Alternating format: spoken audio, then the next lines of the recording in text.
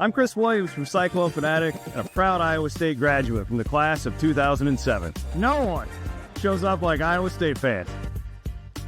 And Cyclones support Cyclones on and off the field. Your gift can provide scholarships to students, fund groundbreaking research. We could even drum up opportunities for the marching band. Visit MoveWhatMatters.com to learn how you can make an impact today.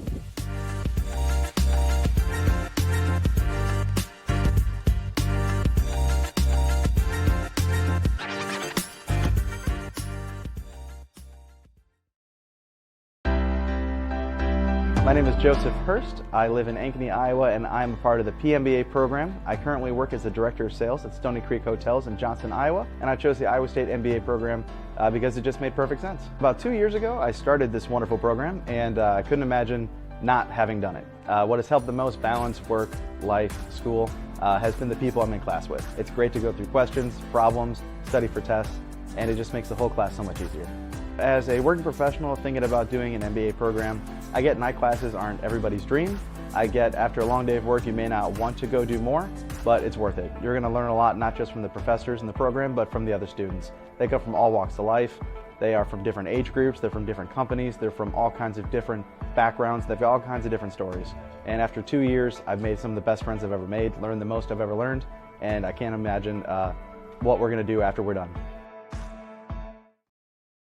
Success in farming is all about precision and efficiency, ensuring every seed, every drop of water, every nutrient and treatment counts. Terraplex Ag is helping farmers all over Iowa and the Midwest do just that. With precision ag drone technology and support from Terraplex, you'll boost your productivity and make timely and informed decisions, all while reducing your costs and increasing your profit. It's time to revolutionize your farming. Harvest the benefits with Terraplex Ag. Visit TerraplexAg.com. Chris Williams, Brent Blum, from the Wild Rose Casino Studio. It's Williams and Blum, presented by Mechdyne, on the Cyclone Fanatic Podcast Network. Oh boy, do we have a show for you today. Woo-wee! My name is Chris Williams. I'm joined, as always, by Brent Blum. We are presented by Mechdyne in the Wild Rose Casino Studios. I'm back from Arizona, and not very often where I go back and think of the days where I wish I was doing daily radio. Boy, I wanted to do some podcasting yesterday. I didn't sleep on Monday night. I mean, maybe like 2 hours. When was your flight? Like 10:30, so it wasn't bad. It's just the old mind was. I didn't go to bed until like 3. I bet a decent percentage of people on this podcast were in the same boat. I didn't. Yeah, sleep I a couldn't. whole lot. I couldn't sleep. I just saw that ball floating all night. It might. Where I was sitting in the arena was kind of like behind him to the left, and you knew it was him when he fucking released it. Sorry, I dropped an F-bomb in the first 2 minutes. I'm sorry. You've seen some incredible sports things in person. Between that and the Vikings thing, what was that? 10 years ago now? Yeah, the Minneapolis Miracle. I was there. I was at the Macklemore Bank. Jamie Vanderbeeken. You were there when that Texas Tech kicker made the 90-yard field goal. The 98-yard field goal. Yeah, that was to beat Iowa State. That was actually, that's a good equivalent. I like that. That guy wasn't even good either. Jonathan Garibay. Oh my gosh. I was there for the Brian Luke Kansas game. I was there for the Chase Daniel Missouri game. I'm not quite Eric Heff, but I've been at a lot of these. I texted Luch on because Luch and his, and I see Luch and his group because they're sitting. I'm right behind the Iowa State bench. Was where the media seating. Okay, and these guys, it's Judd. Are they there? Yeah, it's my guy Corey. Okay, they looked like one of their best friends had just gotten shot Well, right in front of them. So did TJ. Oh my God! And I vowed I wasn't going to watch it back. Okay, because Awful. I'll get to why this was so painful. My wife, and we're friends with the Otzelberger. She's known TJ since he was a young mid-20s idiot. Yeah. She's like, you have to watch this. And I'm like, I'm not watching it. This is last night after I got back. I go, I refuse to watch this. She goes, no, you have to. She's like, I've never seen him like that. And because he's just frozen. He's like, he can't even I think everyone's like just trying to process, like, what just happened? Oh, you know what? I mean, that's one of those that, why do you do sports is for something you'll remember. You'll remember that. Not great, but you'll remember it. Oh, there is so much to get to from that particular game. And we got Tang coming up. We got a lot to say today. Oh, Tang. We got the filming huddles, the Lipsy smack, the everything about Tang there's not a better game to have on Saturday than Kansas State coming. We are in for angry Hilton on this Saturday. Is going to be one of the best Hiltons you've ever experienced. I 100% agree. Like, we are in for it, guys. And just a quick, and we're going to get to it. Student section or whoever's listening, if you don't have a giant fat head cell phone, then what are we doing? The boys are listening. The front row guys. Yeah, all my guys in the front row, because I chatted up with them before every game. They're my dudes. Maybe the Big 12 won't allow that, but we got to have the giant cell phones. Why wouldn't they allow that? I don't know, but like he did it to himself here. Guys. Oh yeah, this is vintage Hilton coming up. It's gonna be great Saturday. I'm hear that, fellas. All my dudes, they will listen and they will take your advice. I promise you. There's got to be something. So like if you could just chant cell phone during there's a lot of fun stuff. Every single student. What about Cyclone Jim Carrey? Could he have a giant cell phone cutout over there? At the very least, like let's get into this after the Arizona game because I have some thoughts. Like the TV's got to focus on this, right? That's the main storyline. The man. A year ago, in that building, literally accused Iowa State of blatant cheating. And it was all over the national news, like, because everybody picked it up. And it was totally false, and he never apologized. Yeah. Let's start with Arizona. This is going to be a good podcast, everybody. Yeah, this is going to be an all-timer. I texted Luch, because I couldn't even make eye contact with those guys when they were leaving because, I got to be a professional there. I'm on the press row. I'm a professional journalist. I know there's like a recency bias to all of this. Okay. So I'm acknowledging this. I'm also acknowledging that I'm probably more emotionally invested in these Otzelberger teams than any Iowa State teams of my life. So I'm acknowledging all of this to start. Okay. I think that was a top 3 most painful sports moment of my life. It goes Gary Anderson. Whoa. It goes Favre in 2009, just completely melting down in New Orleans. And it goes with that. And I know like the other ones, it's like, well, your team, it's literally never won a championship or played in a Super Bowl in your life. The season was over at that point. So this is different. And I'll get to why I fully anticipate Iowa State bounces back from this. Brent, this was if you guys would have been there, and I think the fans, and there are thousands of you who are in attendance, will agree with me. The atmosphere in that place was second to nothing that I've ever seen an Iowa State team play in. And we've talked on this show when you're on the road, how it feels like it's you again. It feels different.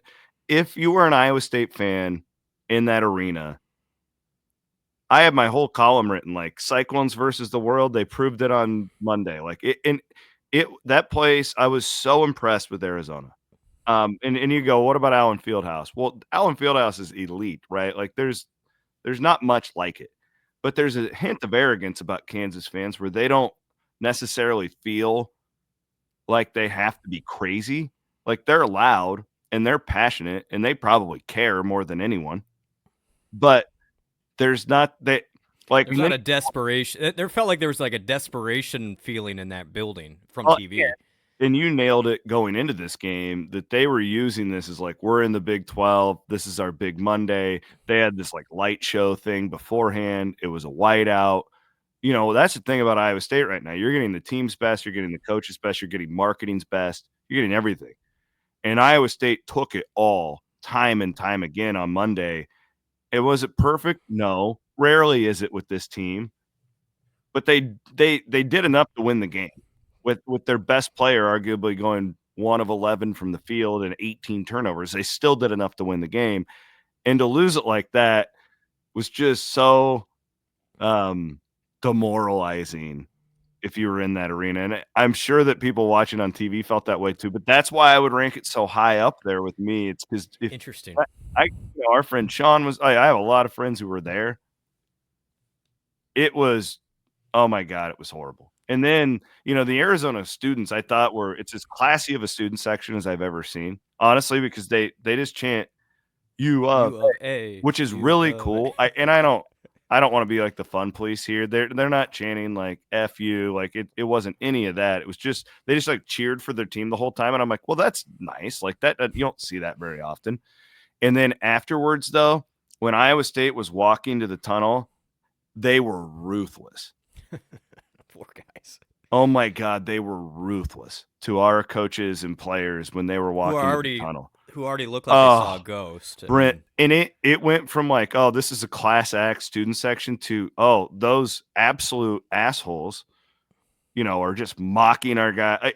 And they flipped the switch fast and hard. So like it was a brutal atmosphere. Did they storm the court? The fans? They did not. Okay. They were very the Arizona PA. Even when there was like 35 seconds left and there were free throws being shot, during the free throws, they were telling the students, do not charge the floor. The players are going to come to you. So they are very keen on not storming the court there. And I think it's probably because they have all those championships. Yeah. Like I think that's a real thing there. Yeah, that's interesting because, I didn't sleep a lot, but also like, man, I felt better. I almost felt better about the team just for the way the second half unfolded of the toughness. It sucked to lose, but I don't even know if I'd put that in my top 10 of nut kicks for Iowa State games, just because I know this team's really good, and it doesn't change my perspective on the long term. Nor does it. In fact, that was the best game they played without Mylon, I thought. Yeah, I mean, don't you agree? I thought Taman and Keyshawn were as good as they have been. Kansas game was the best game that they played. But having Taman do that in the first half and Keyshawn do that in the second half was awesome. Like that made me feel a lot better about because Keyshawn for a couple weeks was a killer. He was great. That is exactly what I know. The staff was thrilled because he went through a week there. It was just kind of up and down. He took over in the second half against really good guards. I was very happy for him. I think he carries that over, and we're going to see good Keyshawn for the next 7 weeks here. No, I agree. And we have talked on this show that we thought somewhat of a regression from Jones was inevitable. Yeah, absolutely. Couldn't keep it up at that level. Yeah. And they're scouting him, right? I thought Arizona, props to you. This is why you should listen to the Williams and Blum pod. Blum, you projected this a week ago that their big guards would really be physical, and they kept him out of the lane. His runner all but disappeared. He was settling for a lot of tough looks. Yep. And I want to hear from these coaches real quick, and then because we're going to get into the Fowler to Finn thing. We haven't even touched that. First of all, here's Tommy Lloyd, who, man, I think probably made a lot of Iowa State fans fans of his. It's been a long time since I hung out with Scott Drew for the first time where I liked the coach and just the way he conducted himself in the post-game presser. It was very conversational. Here's what he had to say. You say after something like that is, you tip your hat to your opponent. I mean, TJ's done an unbelievable job at Iowa State, and, it was kind of a back and forth game, and, I felt like, we controlled it a few moments. I felt like they controlled it a little more than we did, and they were better down the stretch of regulation than we were. And you're just trying to hang in there and give yourself a chance. But, a desperation 3 is probably not the chance you're trying to give yourself. But, I mean, it made for great theater. And so first thing, crazy respect for Iowa State and their players. I mean, and listen, one of their best players is injured, so let's make note of that. And that Lipsy kid, I mean, I don't know what he's got going on with his right hand, but he's got big bandages on there and this and that, and he plays his ass off. So crazy respect for them, and rest assured they got something waiting for us when we go to Ames. So we're going to enjoy this one tonight. It was a great moment for Arizona basketball, and we're going to celebrate that. I mean, our guys deserve it. It hasn't been an easy year, but we're trending in the right direction. So I'm thankful we found a way to get over the top today. And I also wanted to note, I talked to a couple of Arizona writers who had been there a long time, and I think Lloyd even said something about this later on in his press conference. And you have to remember, I think it even kind of took me off guard, the history of that building. Yeah. I was walking around pregame and looking at all the. You forget how dominant they were in the 90s, in the Lute Olson era. Yeah, for sure. yeah. So I think we forget about this is like forget is not the right word. When they joined the Big 12, we talked about this. It's just the history in that building, particularly, and a bunch of these guys who've covered all those teams told me that's one of the best moments in Arizona basketball. Like just the pure moment, right? Yeah. It's not the biggest win. They weren't even ranked. Okay. They should be. The polls are stupid. Told you that for years here too. But just the moment, it was just freaking wild. Now, how did we get to the moment? Now, this is what caused all the debate after the game. And I would also like to acknowledge, before we hear from Otts, that no shit, if they would have made more free throws, you wouldn't have been in that spot. I mean, that's every basketball game. Arizona could say, well, if we weren't crap from three, we would have won. Every team can say stuff like that. You're in a spot with 2.2 seconds to go. You're 70 feet away from the basket. What do you do? Do you foul or do you defend? And honestly, this is why I love basketball, because there's little strategic things in the middle of the bigger athletic things where decision-making on the spot. And I'm going to be honest, because I want to take myself back to that moment. My first thought is foul. That's what I in my head I said, I think you should foul, but I understand the other reasons. Ideally now, looking back, priority one, make the free throw, and then you're not even in the conversation. But they missed the free throw. They missed the free throw. You can't live in hypotheticals. Correct. And that's what a lot of these arguments, it's don't turn it over 18. Well, no shit. You don't want to turn it over 0 times. You got it. And then the second question, looking back, and it'd be interesting if, in retrospect, do you have Joshua miss the second free throw? I think that's what you probably should have done. Probably. I think that's kind of where, but I wasn't thinking that at the time, because again, you're in the heat of the moment. It's a lot. You didn't have any timeouts left. Neither did they, and that's where, again, sometimes these are all these factors that play in. If he misses there, then when you get that rebound, it probably takes another 0.7, 0.8 off, and that shot's 70 feet instead of 60 feet. But again, you're still the percentage likelihood that he was going to make that, even though it looked awesome coming off his hand. You just tip your cap. Do you foul there? I bet if TJ would have to do it again, maybe he has Taman get a little closer to the ball there and make it more difficult. And if you foul, you foul. But I don't know, man. I just think that's sports. That's basketball, and percentages. It just that shots like that don't go in very often. But that one did. Yeah, I mean, here's what Otzelberger had to say about because it wasn't the only foul or defend situation Iowa State was in. That's the other part. Iowa State did foul. Yeah. At the what was that, the 8-second mark on the other end. Correct. I mean, there's only the old adage is under 6 is when you foul. So yes, I would love to hear what TJ had to say. Here's what he had to say after the game. Was there consideration or even the possibility of fouling in that end of regulation sequence? Yeah, again, depending on the clock and the timing, the first scenario presents itself at 20.6 is probably too early, right? And so we're not fouling there. And then at the end, when it's a couple seconds, I mean, again, it's easy to look at it now and say, hey, why didn't you foul in that situation? But I don't know what the odds are of that shot going in, but probably not real high. So I think the odds in that situation would say you're far better off not to foul and defend. So again, and I want to give everybody perspective here on my talks with TJ over the years. I remember after the Macklemore Bank, because he was on that staff with Fred Hoiberg, which is 12 years ago, by the way. So the thing is, like, I have all these people, like friends of ours, even like, well, the analytics say this, and like, and I'm not arguing with any of it. The analytics change based on, first of all, what kind of a team you are. So like Iowa State's a very good perimeter defensive team. So like, if you're a poor perimeter defensive team, it changes. It also depends on the time. It depends on who you're playing and where the ball is. By the way, where the ball is, absolutely. I mean, that's the other significant part. And I also know this. This is really interesting about Iowa State. So you can't say Otts doesn't do the analytics thing. Like Iowa State, I believe they were paying Ken Pomeroy 15 years ago, at least 12 when Fred Hoiberg was the head coach, to go through stuff like that. So the Ken Pom, okay.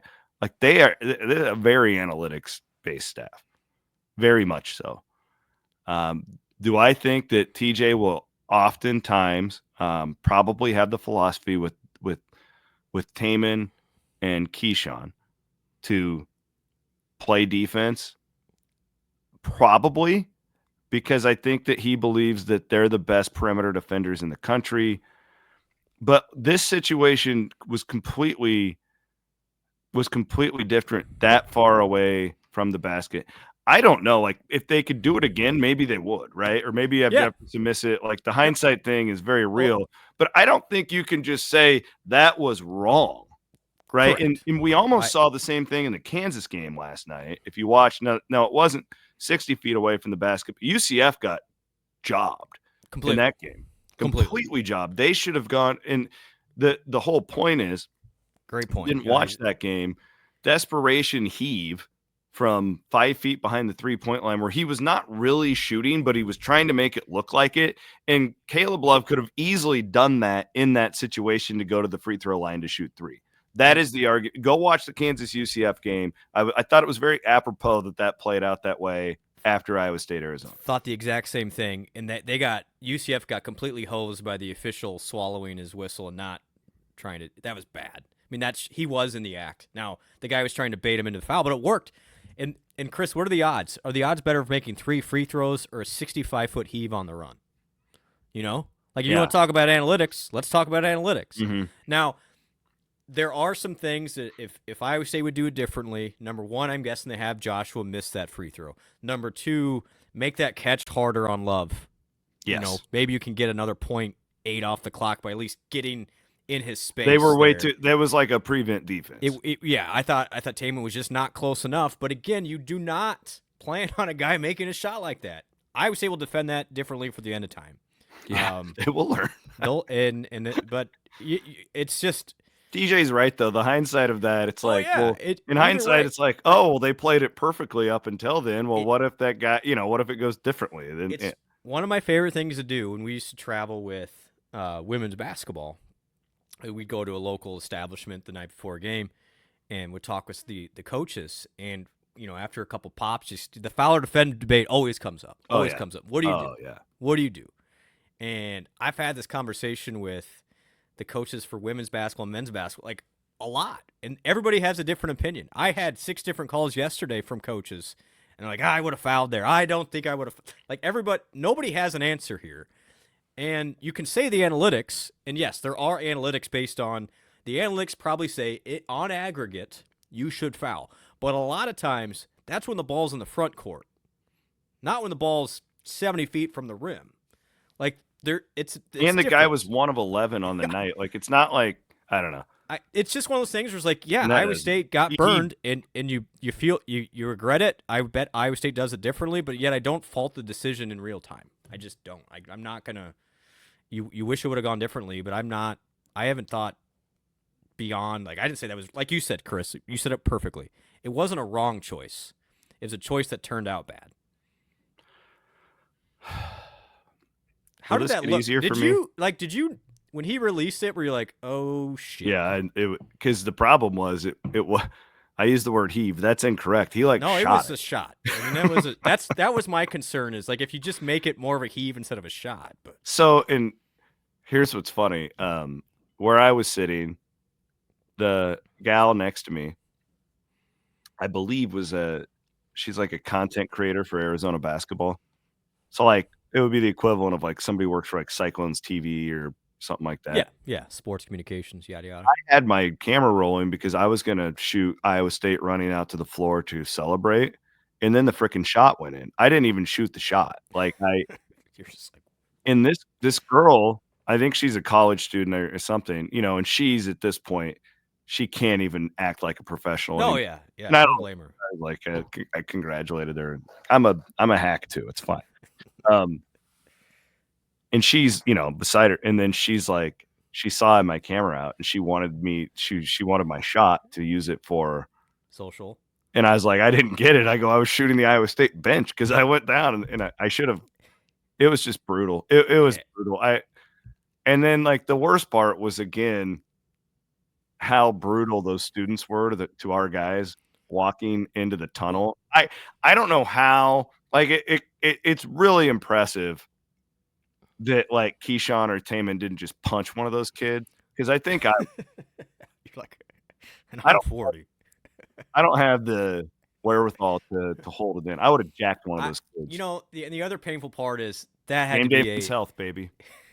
That had to be a long flight home. Oh, and then they got home at like 6 a.m. Yeah, I haven't been on a plane quite like that. I've been on some sad planes before, and it is dead quiet, because everyone's thinking, just like we all do, what could I have done differently in that moment to change the outcome? And that's, Chris, honestly, that's my concern for this weekend. Is I'm glad that was on a Monday and not a Wednesday or a Thursday, because a game like that can linger. Like it can. It's just human emotion. I'm thankful that K-State's coming in for all of the, which we saw it with Kansas too, by the way.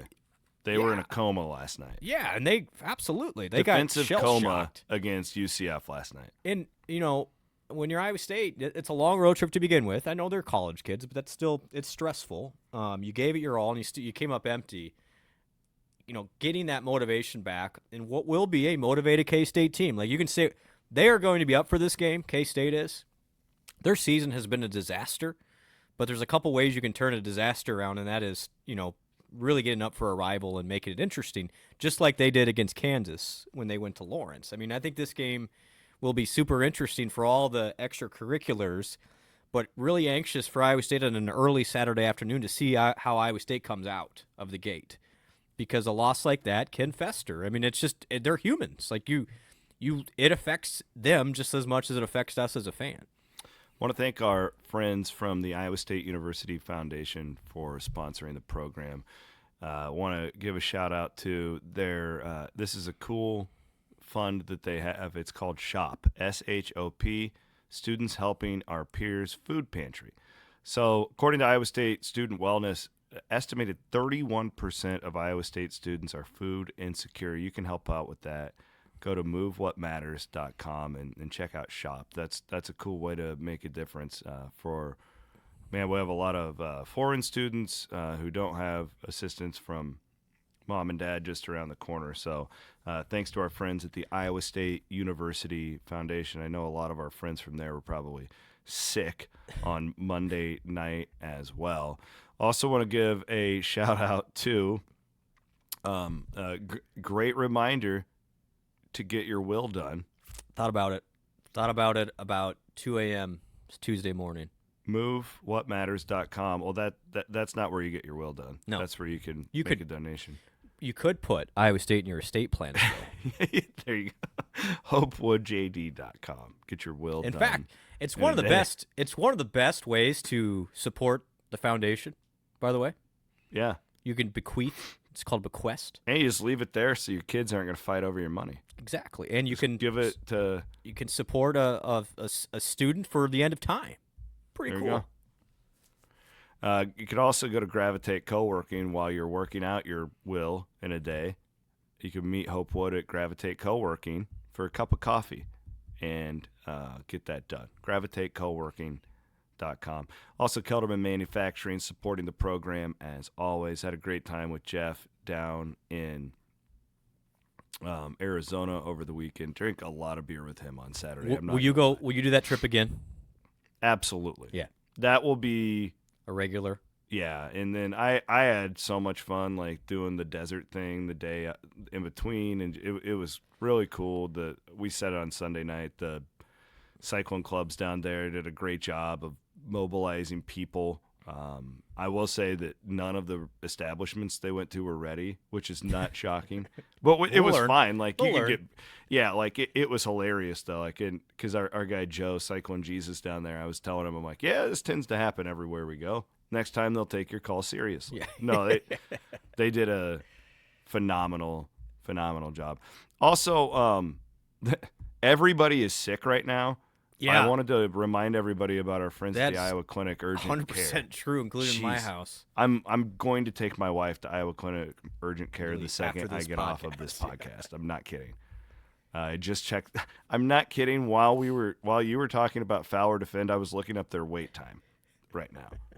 What is it? Probably a lot. 7 people deep right now. Everybody is sick. Well, and so this is funny. Why do we live in Iowa when we all get sick? My Williams family group chat, I don't think any of them other than my dad made it to the end of the game on Monday because it was at like 4 a.m. when that game got over. Yeah. My sister wakes up and she's like, "What the hell? What the hell happened?" And my dad is like Mr. Positive. He goes, "Well, we'll get them next time. We'll be ready for Kansas State. Tough loss, but the boys will learn from it." And I wrote back, I go, "I've been up puking all night. I haven't stopped." And granted, I'm in Tucson, and they all take it literally because everybody's sick. And I meant because of the game. Anyway, we're going to move on from this. Yeah. I gave everybody at Cyclone Fanatic a mental health day on Tuesday. I felt like we needed it. I feel like I'm overreacting to this. You are. Yeah. Okay. Yeah. You are. That wasn't in the moment. That was awful. That wasn't in the top. Like, I'm not going to go through it. Like, maybe in a summer series, I could go through like the worst of the worst. I don't think that makes my top 10. Man. Good pull, by the way, on the Garibay field goal. That's exactly what that was. It's exactly what that was. 94-yard field. It into gets the deeper wind, every time we talk about it. Into the haboob, into the windstorm. But this is what we do. I overreact. You talk me back. It was. I'm telling you, the moment though, like if you would have been in that arena. Okay, so this is the other thing that I've been telling a lot of fans, and this is the truth because I saw it 10 minutes after post-game stuff. Talked to a couple of the guys, and like I talked to TJ just briefly.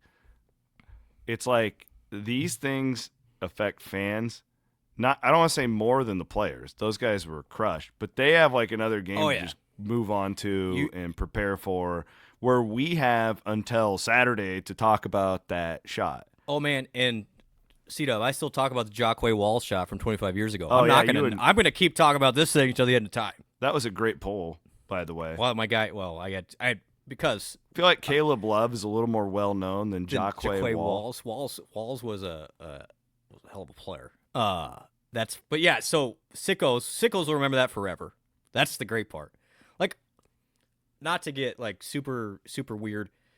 That game would have been a great win. You would have remembered it for a while, but now you'll remember it forever. So that's ultimately, are you entertained? I guess in that way I was. I was not entertained. That was not entertaining to me. To your what point, are you, a masochist? Young people, says the old guy. Well, they're moved on a lot quicker than us. Honestly, they're probably on to K-State. And is that going to cost Iowa State a number 1 seed? Not that game in particular. Now, if you lose it a couple more, yeah. But we're good. Okay, I want to go down this road because immediately your friend Chris Hassel, love Chris Hassel, but immediately after the loss, oh God, what did he do? he throws up that's going to cost Iowa State the #1 seed, and I was like, oh, I didn't even see that. Yeah, well, he did, and okay. I was like, well, I mean, he's not wrong, but ultimately, it could. So what? I mean, so could the Auburn loss, or yeah, and. Iowa State is almost assuredly, like we've talked about, unless the wheels completely fall off, and they're not going to, is almost assuredly going to be a 1 or a 2 seed. There isn't that much difference. Iowa State is going to be in Milwaukee, most likely, or Wichita. It's going to be one of the two. That's like almost a guarantee. You're going to have to play a 1 or a 2 seed anyway. Yeah, do you want to play Auburn? I don't know. You almost beat them the first time, right? Do you want to play Duke? I don't know. They almost lost to NC State. Like, there's not like you're playing a Connecticut from last year who is just so much better than everybody else. Good point. Yeah, would a 1 seed be cool from never been a 1 seed before? Absolutely. Like, give me the 1 seed. I would love a 1 seed. At the end of the day, though, as far as a deeper run, percentage-wise, the 1 seed has a statistical advantage, but it's not significant. Yeah. And everything is going to be – the college basketball has changed. Like, look who made the Final Four a year ago. Like, it's not a guarantee that just because you're a 1 seed, you're going to get to the Elite Eight and on and on and on. I mean, a 1 and a 2 seed is just, in my opinion, maybe people feel differently. It's not that significantly different. Just give me today to grieve. Just give me this. Thanks, Larry. Cyclone Larry says, if college basketball games were 39 minutes and 59 and a half seconds, Iowa State would be 19-1. You're right, Larry. Larry's right. Will the committee keep that in mind? I actually was gonna ask Pollard that. I'll text him that after. Maybe they should. Like, you don't look at that game as an 11-point loss, right? No, you don't. But that's the problem too, and it punched Iowa State in the balls analytically because they lost by double digits, and it doesn't see overtime. Yeah, that's stupid, but it's true. It did. Did you see it? Yeah. No, they dropped. They're now behind Florida. Just because it was 11 points. If they would have lost that game like by 1, let's say Jefferson misses both free throws, that shot goes in, you're probably still 4th. Yeah. All right. So, yeah, I think that they'll move on just fine. I do I love the Clones, man. On the committee front, they do factor in injuries. And thank you, Tommy Lloyd. Yeah, I appreciate that. Thank you, Tommy. Class act Tommy Lloyd. To mention that Momchilovich was not available. And Absolutely. he said multiple times, too, Lloyd knew what he was doing. He goes, man, they're going to have something for us when we go up there. Iowa State by 1 million in that game. What did you think of the Although I like the Arizona guards a lot, by the way. U of A. Cool or annoying? Fine early. Got a little bit to the Boomer Sooner territory. Yeah, that's what I compared it to in my head. Like, I don't miss that at all. But I do think can I talk about their crowd here real quick? Yeah. Let's just do our Wiffles Hybrids Big 12 segment presented by our friends at Wiffles Hybrids. You can plant your independence. Bloom's rocking the Wiffles hat, right? Did you meet with a farmer this morning? Were you trying to be country?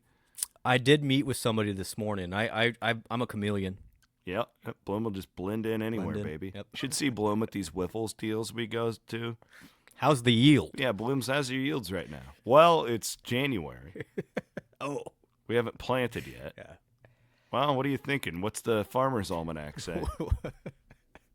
How are the hogs? I heard the hog prices are good, by the way. Somebody told me that the other day. Hogs are September corn down 6 at hogs $2.85. Hogs are making a comeback. August corn is up 2 at $2.83. Shout out to Dean Atkins if you're listening. That's right. The Arizona crowd, not just the students. Again, I talked about like a little bit different. Like Kansas, there's this arrogance there where, and I don't blame them. You know, Kansas will wear their people wear like collared shirts and ties, sweater vests. Yeah, like they're trying to be a lot elitist. of sweater vests in Kansas.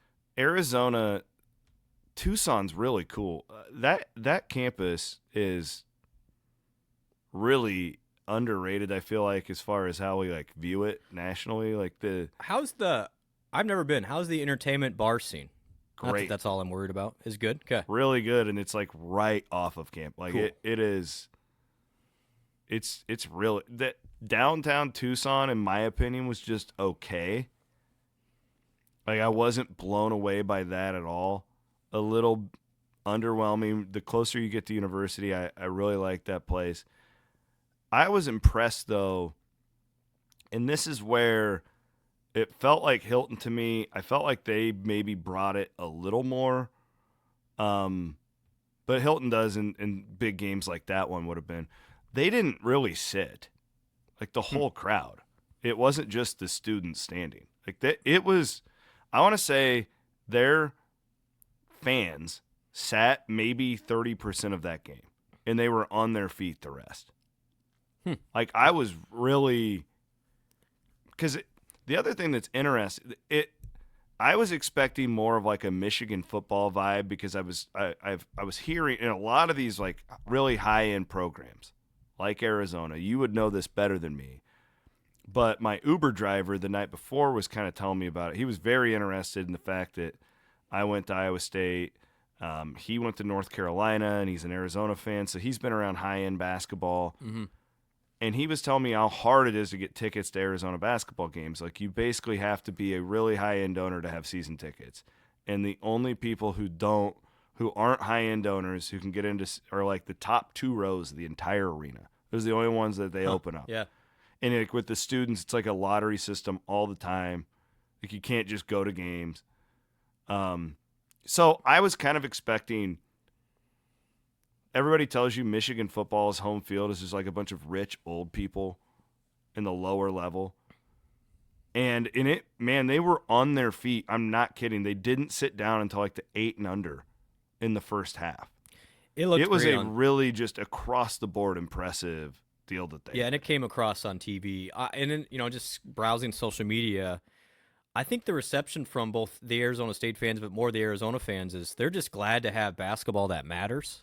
Yes. I think in the Pac-12, it's just different. Like we talked about it, they got the beach, right? So why do they care? And that Arizona basketball has always been supported. I don't mean this disrespectfully to the other Pac-12 schools, but like a Big 12 school. That's really good. I mean, they have always supported there, and that's a great arena, and they've got tradition, all the above. That was a big game for them. I mean, that was for them is like a reputation game to play a top 5 team at home. Probably the biggest game they've had in the Big 12. I don't think there's even a question. That's why I thought Lloyd's press conference after game was really interesting. Like you could tell that was like when Iowa State beat Kansas in Fred's second year or third year, whatever that was. He seemed relieved. Yeah, I mean, honestly, they lose that game. Not that it'll get difficult for him. He's been great there, but they pride themselves as a top 10 national program. You have how many? They lost 6 now, 5 or 6. They've lost 6, but 5 in the non-con. I mean, they would not be in trouble of missing the tournament, but that starts to get for a team that started in the top 10, 7 losses. Like that was a big win for them. That game was more important to Arizona than it was for Iowa State from a now if I'm them, I feel really good. I'm now tied and I'm in second place all alone, and I just beat a really good team in Iowa State. That helps my statistical profile, but now I'm in the Big 12 race too. So that is a huge springboard for Arizona going in the rest of the way. Back in the Big 12 conversation. In fact, I'm going to look it up here. I would guess Arizona may have jumped Iowa State on the odds to win the Big 12. Like they are firmly now in the thick of it. When do they play Houston? I think it's in Houston, which is to Houston's advantage, but Arizona's right in the middle of it now. Does Iowa State have Iowa State has to have the toughest road schedule, I would think. Well, and the other part that is there anyone else who has to go to Arizona, to Kansas, to Houston? I don't know. I doubt it. And then the other problem, C-Dub, is specifically the Arizona and Kansas games are on a short turnaround on a Monday night, which just makes it even more difficult. That's why that game would have felt really nice to win, because that was a tough one. That was a tough setup for Iowa State, and to tough it out and almost pull it off would have been legendary. I told you on Sunday I thought they had a better chance to win in Fog Allen than I did that game, so I would have felt like they stole it. Well, and I think that's the key for Saturday is, how much energy do you expend in that game? Because that's another quick turnaround. You're back on a flight the next day to go to Allen Fieldhouse, and Kansas is going to be, just like Iowa State's going to be ready for Arizona, Kansas is not going to sleepwalk through the game Monday as it did against UCF yesterday.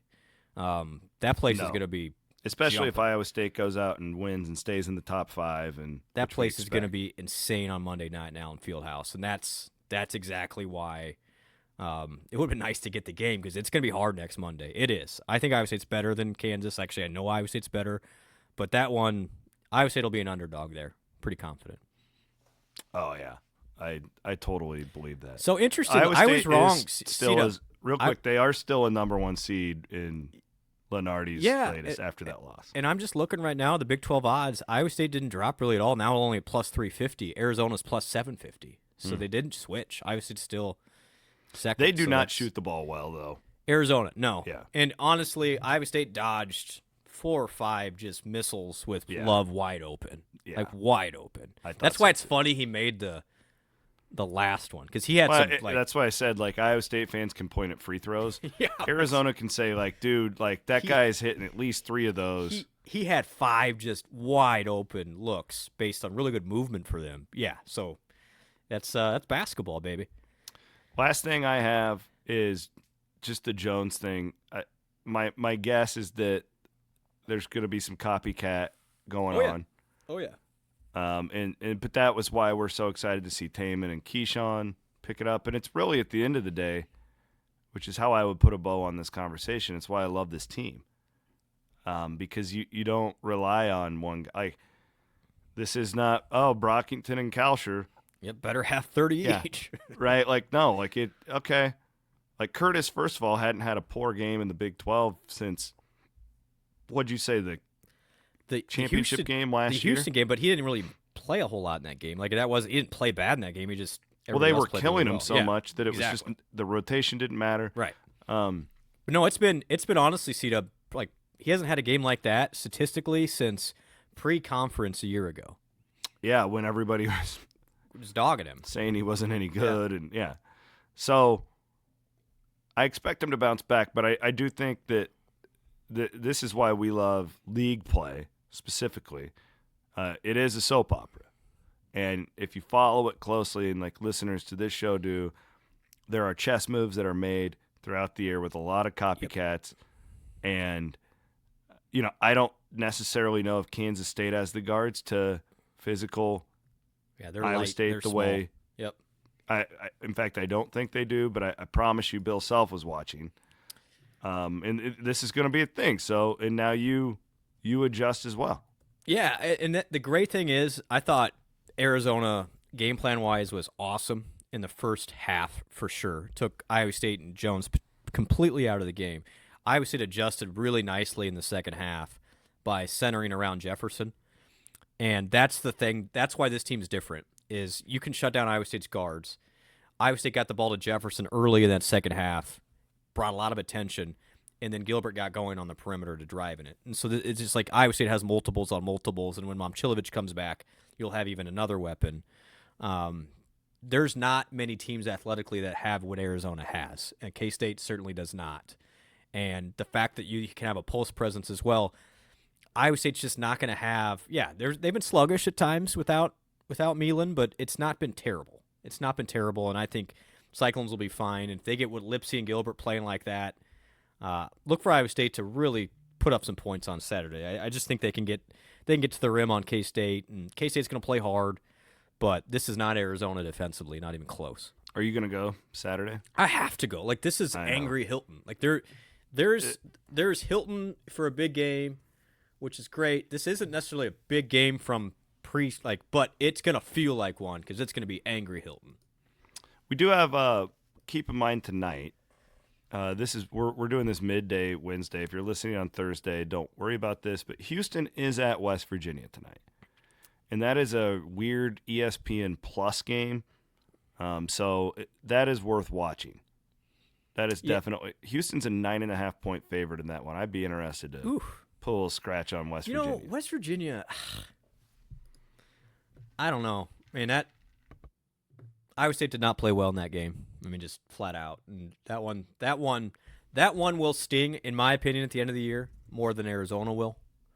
From a metric standpoint, I think Arizona's going to climb to the top 15, and they'll be there for the rest of the year. K-State does play Oklahoma State at home, and they'll be favored in that game. Interestingly, they could be coming off 2 wins in a row, which for a Jerome Tang coach team, they need all the vibes they can get. So they'll come into Hilton. Listen, those guys will come into Hilton like they're going to be Houston. ready to go. They're going to think they're Houston coming in there. Like they really do. K-State has not been good, but they still got an ego. And I say that respectfully. Like they think they can be as good. Yeah, he's a motivator. They will. Those guys will be up on up, and Iowa State, better be ready for a really physical game. I mean, I think this is a sellout. This is K-State selling out everything it has to try and upend Iowa State because it's been a disaster of a year. But they can redeem not all of it, but some of it by winning in Ames. And part of me wonders too how big of a deal Tang actually thinks last year's deal is. Well, he's gonna. I don't know. My question is, will Tang have those guys ready for what is coming, or did Iowa State fans just make a bigger deal out of it than they did? That's a really good question. And will he be asked about it after the game tonight or pre-game Saturday? You think I don't media think will the ask? Kansas State. Well, maybe Kellis will. It's a story. None of their fan site guys will. To answer your question, though, I'm trying to think of their other. Because their fan site guys last year were the ones trying to sweep it under the rug. At first they believed him. Yeah, like they were saying, they're the ones who they started the whole thing. But there's only one player, maybe 2 players from last. Fitzgerald is on with Woody and I saw that. I didn't listen to that. Grant. So I like go him. listen to. Aiden, I haven't listened to that podcast yet. I'm just curious, how much Kansas State basketball did the fellas talk with Tim? Do we talk about Tang? A lot, yeah. Okay, yeah. So good, Tang. good. So you can go and listen to that. It's the new episode of Kicking It. Tim's a good guy. He goes on their show every once in a while. Well, and Gessian's back, but otherwise it's a lot new guys for K-State. So the players so probably they might just be like, "What in the hell what are is they all going so on?" mad But about? they are going to learn really quickly. Like they will. I'm telling you guys, this will be a warm-ups. From the get-go. Yeah. I mean, completely agree. It's odd to say this. There will be people camping out tomorrow for an 8-11 K-State game, and it's all because of Tang. It's all because of Tang. There's not another coach in the country that we talk about more than that guy. No, but because because absolutely asinine that he hasn't even apologized yet. He's just like, oh well, okay. Like he literally they just swept it under the rug like nothing happened. He accused Iowa State of being Connor Stallions. Yeah. And, and that's the thing you forget about because it was right after the Connor Stallions thing. And that so guy everybody was thinking about it. Yeah. Yeah. And the fact that could just kind of go. And then he doubled down in the Big 12 tournament because you forget Iowa State has played them twice since then, by the way. K-State won in Manhattan. And then Iowa State beat them in the Big 12 tournament. Remember when he grabbed the mop? He grabbed the mop from that poor ball girl and started mopping at the Big 12 tournament. I do. And then Trey King, there's a great picture of Trey King just looking at him like, what the hell, man? Like, weird guy. And then he calls Lipsy a flopper in the post game. He's like, we have a flopper, but not as big a flopper as Tame and Lipsy. I mean, I'm telling you, I know Iowa State fans, they're going to be on it. And my question is a TV production standpoint, because I'm always thinking as a broadcaster, do you reference it? You have to. They won't. I don't know. Like, who's if I'm calling doing it? Like, who's doing the it's game? It's ESPN2, I think. Okay, maybe. But I would say ESPN Plus won't do that. I'm showing that thing, and then I'm going right to Cyclone Jim Carrey. Like next shot. Right there. And then you got to get the cell phone. If the students don't have this big cell phone, I want to be We got to get the cell phones, guys. I love you guys. We brought you all the free T-shirts. Yeah, come on. Just give me a giant cell phone. I will buy you guys pizza at a game watch of your choice. You know what? Here's what we're gonna do. Somebody make a giant. If you're 21, I'll buy you a beer. Somebody make a giant cell phone. I'm gonna get the players to autograph it after Iowa State wins, and we're gonna auction it off. We will collective.com. The portal will be open here in about a month and a half. Jerome Tang keeps on giving everybody. I can't wait. Like I am beyond the Arizona game now. I am all in on Tang. Let's go. After today, I will be. I need one more day. I did talk to your wife this morning. We have about 10 to 15 spots available for our event next Wednesday, a week from today. The annual signing day party, which is no longer a signing day party. It's just, is it? Yeah, it is signing day. It's signing day, February signing day, kind of. Yeah, it's all different. But good news for those who can't make it, and again, I hope you can. There's like 10 tickets left. We will have an online auction starting the day of the event. It'll go for a week, and we got some high-end stuff. In fact, how about this? Monte Morris is an awesome dude. Mm-hmm. He just sent in an autographed jersey from his rookie year with the Nuggets. Wow. Like rookie year jersey. So he's holding on to that thing for like 8 years, and he sent that in because he wants to help out. So I think that'll go on the online auction. Love Monte, one of the all-time greats. And even, you know who else, by the way? I want to give this guy some props because he has been an awesome guy, always great with his coaches and with us, Taylor Horton Tucker. You know, you forget that he was only here a year, and it was kind of a weird year, and then he went to the NBA, and you can't blame him for doing that, but he is a huge Cyclone still. Like, I know it was only a year. Should get him on a show. I mean, we kind of forget about him, but he's been nothing but a big Cyclone still. Hey, on that note, guy I hung out with for about an hour on Saturday, Craig Brackens. Yeah. You know, also Shane Power was at the game there too. Really? Yeah. Well, Craig, what's Craig doing? Well, that guy. He brought his family to the Cyclone postgame party, and it was great. He really enjoyed it, and it was neat that his people boys recognize him, and his everything. boys are like, "Why do all these people know my daddy?" Yeah, and like, cool. talked to Craig's wife, a lovely, lovely woman, and it was great. Craig and I kind of went down memory lane of me covering his recruiting because he's one of the first. Him and Deontay, TJ's first guy. One of TJ's first guys. Him and Deontay were the first recruits that I really ever covered for Scout. That's right. Because they were, such high-end guys. And it's cool because Deontay's there now. And staff. Yeah, I didn't even think about that. Really neat. No, so it was neat, Craig. Though, because, Craig, man, he's one of the best players to come through Iowa State. Just totally agree. But he didn't play on winning teams. Totally so, agree. And Deontay's kind of the same way. Yep. He was – people forget how good he was that senior year under Fred. If he could have stuck around and played one more year – I think both of those guys would get remembered differently. Totally agree. How good they were, but they never played on winning teams. Absolutely. And two awesome guys. Those two, if they were in this era, would thrive. Yeah. And that deserves another retrospect. The whole McDermott thing. It is wild. It's coming in the book. How it didn't work. Because they had There's a guys, chapter man. in the book. Why didn't Greg? And Greg, in my interview with him, is so forthright and so awesome.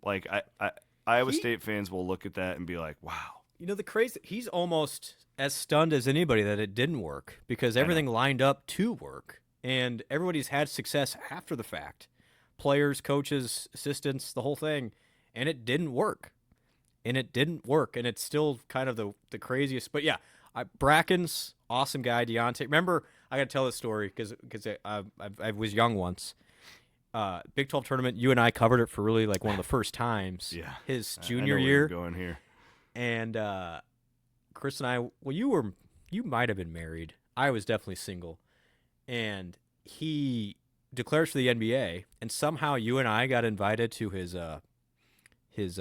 NBA declaration. Well, it's because I helped his.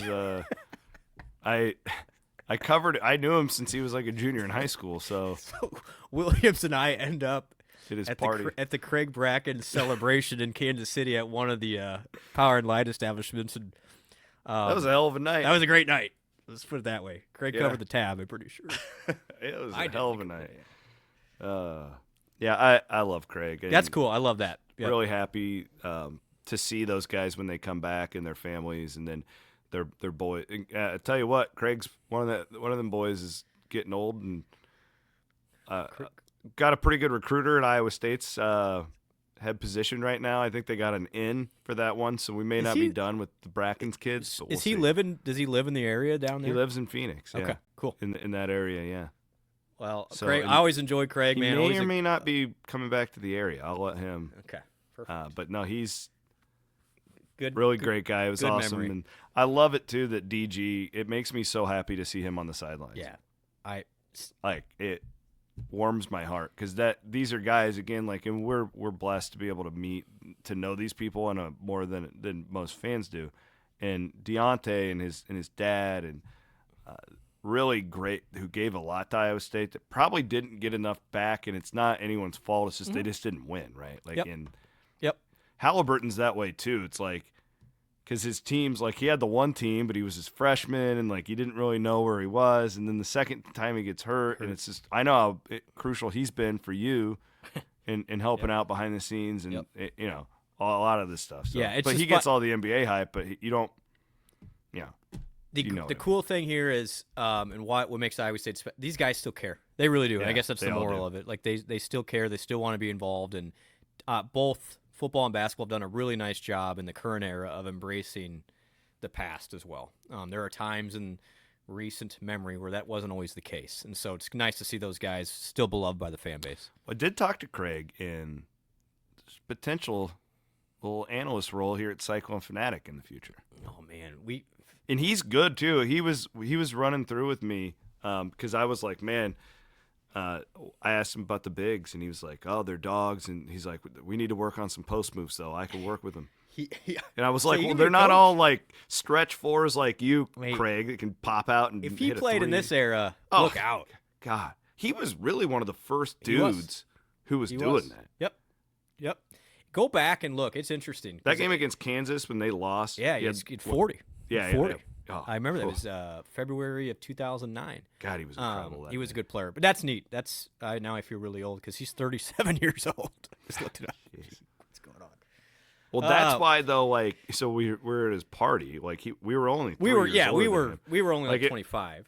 It wasn't like it wasn't you and me now. Yeah, I would not. Like, we weren't going to THTs. You know, but back then it was one other difference in all of us. When Taman has, or Curtis, or whoever has an NBA, DG's the same way. If Taman has an NBA draft party, I don't think we're like we're both older than J.R. Blount. Yeah, and most of the football staff now. Yeah, too. Old balls. This was a fun show. Yeah, good therapy. Yeah, hey, for everybody. You know what? Tang makes enough money. Take it out on Tang on Saturday. Aiden, the title of this podcast will make it simple. It's Cyclone Therapy Hour. Yeah. Cyclone Therapy. You don't think I should put follow or defend in the title, get the people going? No. I already did that on a headline after the game. Take it out. And I'm just, the more I learn, the older I get in this, it's just sometimes there's just gray area. Yeah. And if I came on here and am like super hardcore on foul or defend, half of you are just going to disagree with me, and it doesn't matter what I'm going to say. And I've learned that usually these coaches know their teams better than we do, and it's not always going to work either. Yeah. Would Geronimo foul up three or no? Hell no, Geronimo wouldn't foul up three. That son of a bitch would play defense. He'd get him in the trap, and then he'd boom. No, my takes on that have gotten a lot more lukewarm over the years. I'm like, I don't know. Well, because and like all the Ken Palm stuff, you can go out and read the literature. Like in the just classic case, it's almost exactly 50-50. Yeah, but then like it's broken down though. That's the thing. It's not a black and white thing. And no play is the same. That's why it's a great game. And no player is the same. Yeah. All these teams are different. Are you home or away? You know, there's a lot. Good stuff. Thank you, Bloom. Yeah. Thank you, Aiden. Cheers, everybody. Appreciate y'all. Hope you enjoy this. Cyclone Therapy Hour. We'll see Tang on Saturday, everybody.